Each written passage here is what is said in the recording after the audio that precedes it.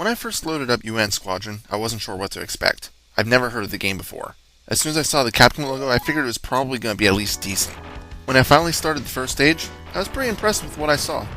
UN Squadron is a 2D horizontally scrolling shooter, not unlike games like Life Force and R-Type. The difference though is that it's not a space shooter. Instead, it's a war shooter that's based on Earth, in what I would assume to be the near future. According to the manual, a group of mercenaries took over an entire country except for one part in the desert. In that desert lays the UN Squadron, an elite group of pilots that have been waiting there for the enemy mercs to strike so that they could strike back. That's pretty much the gist of the story. Hey, it works. When you first start, you get a choice between 3 pilots. The first can power up his plane the fastest. The second can carry more special weapons than normal. The third can come back from damage the quickest. Needless to say, I usually chose the third pilot. Your first mission is always the same. You need to clear out the closest airfield to you so you can begin an assault on the rest of the targets. After you finish the first mission, the game gives you a few options on what you want to do next, which is kind of neat. It's almost like you're strategically deciding on what to attack. If you get shot down in a mission, you go back to the stage select screen, so you can try something else if you want. You need to be careful though, as a few of the early stages can move towards the UN Squadron's original headquarters, and if that happens, you'll be forced to fly that stage to eradicate the enemy. Once you finish it though, you can choose a mission again. My only problem is that in the mission select screen, once you select the stage, you can't go back. So if you chose one just to see where it is, you'll read the description and immediately go to the hangar. It's not a huge deal, but to someone who never played the game before and is curious on his options, it's a mere annoyance. Once you choose a stage, you enter the hangar. It's here that you choose your aircraft and also the special weapons that you'll be taking with you. There's a total of 6 available planes, but only 1 is available from the start. To unlock the other ones, you need money. What I did was save my cash until I got the $1,000,000 to buy the best plane. But if it's your first playthrough, you may opt to do a different strategy. Each plane has different special weapon layouts. For example, your starter plane can only carry the bombs, cluster bomb, and mega crush weapons. The stealth plane mainly carries air weapons, but it lacks ground options. The final plane can equip everything though. Planes also vary on the quantity of special weapons that they can have.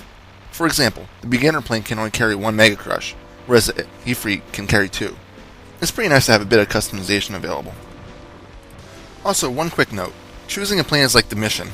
Once you hit yes to "Are you sure?", there's no backing out. You're stuck with that plane until it either goes down or the mission is completed. Once you pick your starting weapons, you finally begin to play, and this is where I was immediately impressed. As I said, I wasn't sure what to expect, so seeing a shooter like this was interesting, because I don't play a lot of shooters. However, this got me hooked. It has a nice difficulty that gradually increases, but it doesn't overdo it. If you die, you just curse to yourself and try again. The first thing I noticed was the graphics. They're pretty crisp. Apparently the game used to be an arcade game, and this is an SNES port. If this plays anything like the arcade game, I'm sure I probably would have put a lot of coins in the slot. The planes would explode when destroyed. In the forest mission, you can destroy some of the trees that are in the foreground.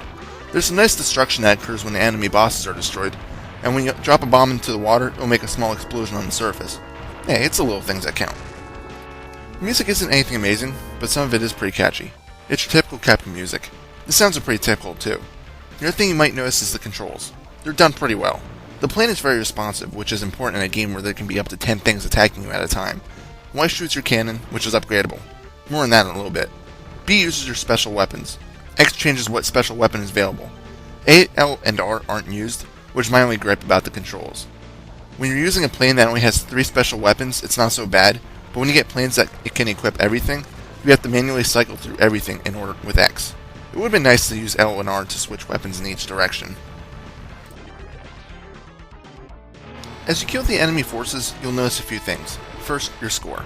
You can get an extra life at 30,000 and 100,000 points. I never got anything higher than that in one span, so I'm not sure if there's any other extra lives after that point.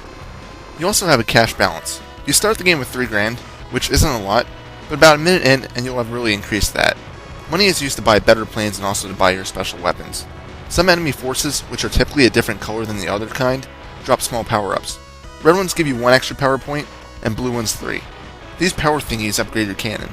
Different planes have different max levels, but they're transferable, so you won't lose them if you don't upgrade as soon as you can. After the plane hits max level, you can continue collecting them, but they don't give you any extra benefits or points. The enemy is your typical wartime shooter variety.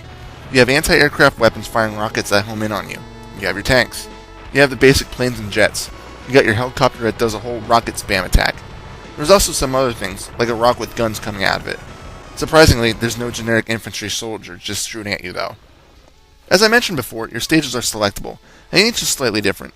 Most of them place you in a normal side-scrolling stage. However, some others go off the beaten path a bit. One of your stages that aren't the norm is an immediate boss fight with a nuclear submarine. It's pretty easy if you bring enough bombs and are careful enough. Once you get the pattern of it down, which it doesn't take very long, you can time your shots perfectly and bring it down without taking any damage. The second stage that's a bit different is considered a bonus stage, where you're tasked with taking down 3 quartermaster trucks, and you gotta do this within 45 seconds. You make about 6 total passes in a valley that's surrounded by 2 damage-inducing rocks. The easiest way is to just fly directly over the rocks, immediately dip down and fire, ignoring the damage you take from the trucks. After 2 or 3 passes, they should be done for. The reward for this is a simple $20,000, but it's repeatable as long as there's trucks on the mission selection screen. When you reach the boss of each stage, the fun really begins. If possible, you want to keep your special weapons for these bastards. They will often have several different parts to attack and destroy. Sometimes your plane will hover in one area. In others, you will pass by the enemy and then turn around to attack again, repeating this until one of you dies. Many of the bosses have hidden power-ups nearby, giving you that slight advantage that might mean the difference between success and failure. These power-ups consist of anything from a fuel recharge to a 3-hit shield. The trick is to find where they are at. The only way to do this is to fire at the empty spots of the stage and hope to hit something. If you hit the power-up, it'll appear. Many of the bosses are challenging, but once you get a rhythm down, they're considerably easier. For example, the stealth bomber can be a royal pain in the ass until you learn how to successfully dodge its bombs and exploding grenade-like things. The battleship is easily taken down as long as you have patience. Patience is pretty much the key to winning. You can't just get aggressive and go all Rambo on them, because that'll just cause failure. And although you do get 3 continues, they can be eaten up fairly quickly. The most difficult boss I encountered is actually not the final boss. Instead, I found the one boss before it to be more difficult, only because the way to attack it is to shoot the orb at the top. It's very difficult to get a cannon shot in, without getting hit yourself by touching the side of the boss walls. Plus, in the meantime, there's several flamethrowers and anti-aircraft missiles coming towards you. I think I just got lucky when I finally beat it. When you do manage to finish the stage, you get a score and a cash bonus, along with a reimbursement of funds for any special weapons not used. If you die, you don't get the money back, basically because you've lost the weapons in the crash. Also, before you get back to the mission select screen, you see a tiny cinematic of the plane and the pilot saying something really cheesy. I ended up just skipping these because, in reality, they had nothing to the game except for a facepalm, and I can't believe they put these in. Before I get onto the health system, let me talk about the cannon. At level 1, it doesn't do a ton of damage, and it doesn't have a wide range at all. As you level it up, its damage increases, as does its range. At max level, it can easily hit enemies that are slightly above or below your aircraft. However, you can't just hold down Y to fire. If you do so, after about a dozen shots, the plane will just stop firing, forcing you to let go of Y and then press it again. This can be a pain in the ass, especially when fighting large swarms of enemies or bosses that take a ton of damage. I guess this is when the weapons reload, but that's the only reasoning I can come up with it. Also, you can't fire behind you, so the best practice is to stay a few feet away from the left side of the screen and avoid the shots from flanking enemies. Finally, onto the health system. Basically, on the bottom left portion of the screen you'll see a fuel meter. This is your health. You don't lose fuel just by flying around, but instead, only getting hit will lower this. When you get hit, you'll see danger in the fuel bar, and you'll need to stay safe for a few seconds until your plane can regain itself. The fuel meter will then be lowered.